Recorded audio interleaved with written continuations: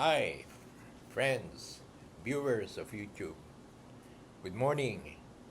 Today is August 29, Thursday, 2024. This is Professor Ruben B. Parungao Jr., a retired professor from the University of Perpetual Help System Dalta, Las Piñas, College of Arts and Sciences. I am pleased to continue my dialogue or lecture discussion with you on Chapter 6 about the Noli Me Tangere. Chapter 6 talks about Noli Me Tangere, or in English it's Touch Me Not. It was published on March 21, 1887 at Berlin, Germany. We take note that this novel is a satirical novel or an indirect criticism against the Spanish rule in the Philippines. And it is noted that Spain ruled the Philippines for almost 377 years, or more than 3 centuries, from 1521, when Magellan discovered the Philippines, up to the downfall of the Spanish rule in 1898 in the hands of the Americans. So I'm pleased to start now our discussion about Noli Me Tangere. I tell you the plot of the novel. Setting. The story starts in the house of Don Santiago de los Reyes, or otherwise known as Capitan Tiago, at Anluague, Binondo, Manila, as a social gathering. Giving the physical description of the house of prominent Capitan Tiago, with wide hallway known as Kaida, and well surrounded by paintings with religious tones like Purgatory, the Last Judgment, the Death of the Judge, and Judgment of the Sinner. The house was filled with people, particularly seeing the men as separated from women, resembling that of a typical Catholic Mass. Present were cousin of Capitan Tiago, is a sweet old woman who speaks Spanish so badly, cadets, foreigners, priests, soldiers, and the curate of Binondo, a professor of San Juan de Letran, and the villain of this novel, otherwise known as Padre Damaso, who is a Franciscan priest of San Diego, being referred to by Rizal as Calamba. And it was described that Father Damaso talks too much and gestures too much, with a Herculean frame like a Roman noble, but full of merriment, and a rough tone of his voice, appearing barefooted with hairy legs. Then came a small civilian, Senor Laruja, with a black beard and a protruding nose, confirming the indolence of the Indians or the Filipinos indirectly referred to. Then you have the Rubicon youth, Padre Sevilla, a Filipino friar described as short and fair-skinned, as well as the presence of Doña Victorina de Espadaña, who passes herself off as a Peninsulares, which means she talks Spanish in high tone. Then the novel talks about Crisostomo Ibarra, and we know that Crisostomo Ibarra is the hero of this novel. He is a Spanish-Filipino mestizo who studied in Europe for 7 years, and a son of Don Rafael Ibarra. He is known as the sweetheart of Maria Clara. He studied in Europe in order to seek reforms to alleviate the life of the Filipino, especially in the field of education, as well as to alleviate the poverty in the Philippines. He came back in search for his father, who had been killed by the Spaniards while serving sentence in prison. Senor Guevara, a friend of Ibarra told him that his father was convicted for killing accidentally a Spanish tax collector. It was unfortunate that after having been pardoned before such time, the father of Crisostomo Ibarra had been killed inside prison. In a meeting hosted by Capitan Tiago in his house, Ibarra had the initial impression that Father Damaso is a friend of his father, Don Rafael. However, it was Father Damaso that humiliated Crisostomo Ibarra to tell him that he is not a friend of Don Rafael Ibarra. And because of this, Crisostomo Ibarra immediately left the meeting.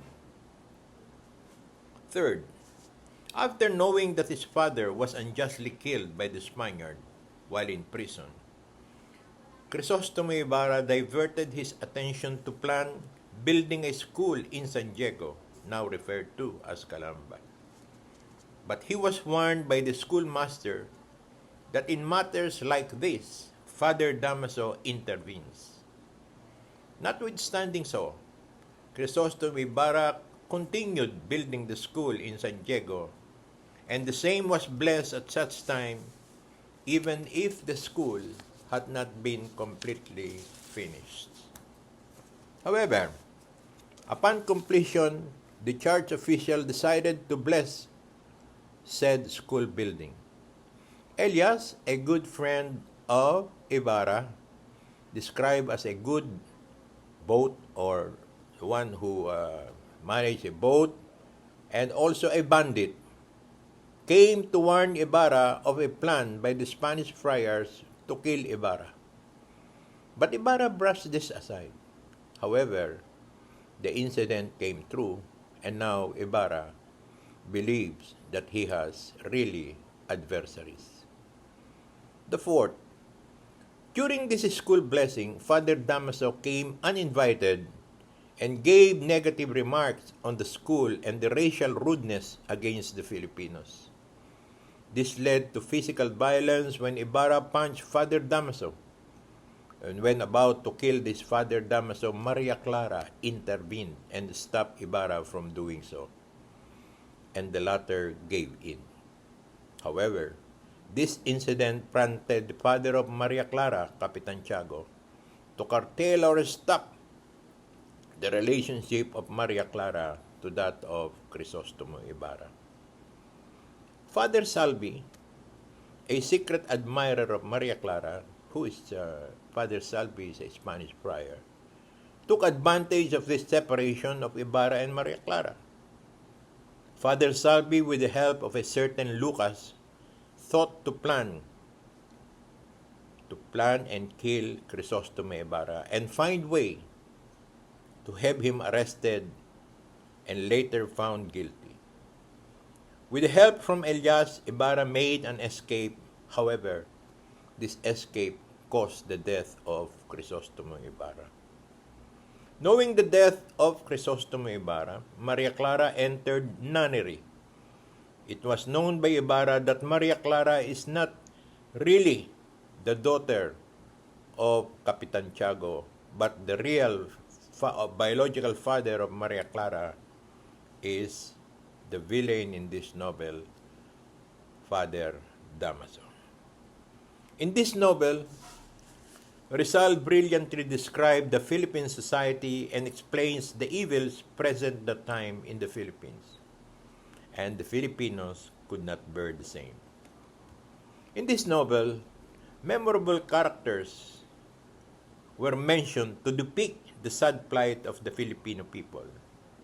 And I am pleased to you to enumerate these characters, primarily the major characters as follows. Number 1, Crisostomo Ibarra, the hero referred to in this novel as referring to Rizal.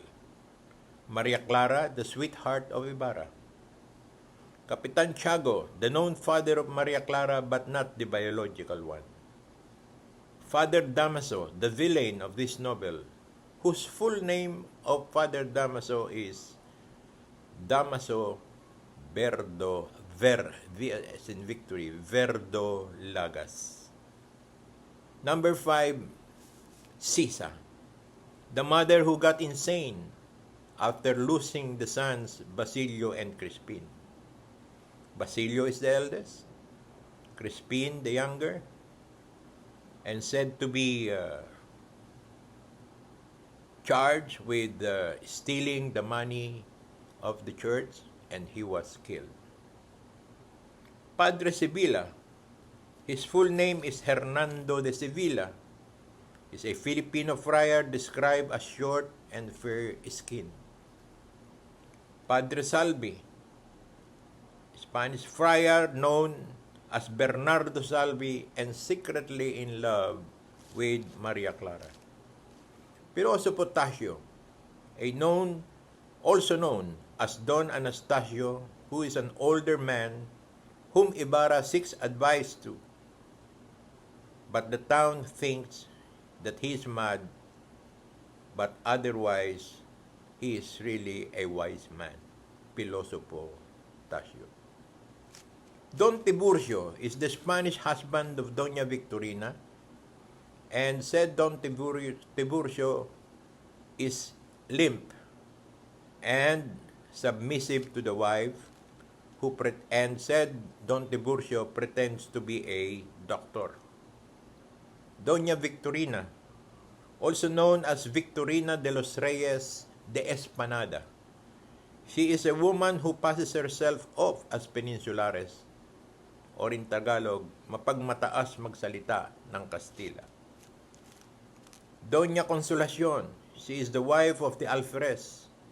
She is another woman who passes herself off as Peninsulares. He is well known in this novel as the character that abused Maria Clara. Continue. Number 14, the Alferez. And I say that this may be the minor characters.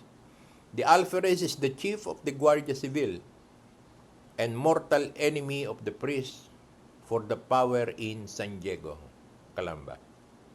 Kapitan General, there is no specific name. He is the most powerful official in the Philippines. He hates secular priests and corrupt officials. That's why he's a friend of the hero, Crisostomo Ibarra. But his name is not written in the novel. Linares, a nephew of Don Tiburcio that became a would-be lover of Maria Clara. Then you have Capitan Pablo, a rebel leader whose father was killed by the Spaniards. You have the name Tarsilio and Bruno, brothers whose father was killed by the Spaniards. And lastly, Pedro is the abusive husband of Sisa, said to be a sabongero. The source of this information is Derbyshire, entitled The Social Cancer, and the English version of Noli Me Tangere, written via Philippine Education Company, New York World Book. The year is still 1912. That ends my presentation to you, my dear friend. This is again Professor Ruben B. Parungao Jr., a retired professor from the University of Perpetual Help System Delta, Las Piñas, College of Arts and Sciences. I am pleased to leave you my contact number, 0917-168-3735. If I may repeat, 0917-168-3735. God bless us all, and stand by in the near future for Chapter 7. I'll talk about El Filibusterismo, the second novel of Dr. Jose Rizal. God bless us all. Thank you for viewing. In Jesus' name. Bye-bye.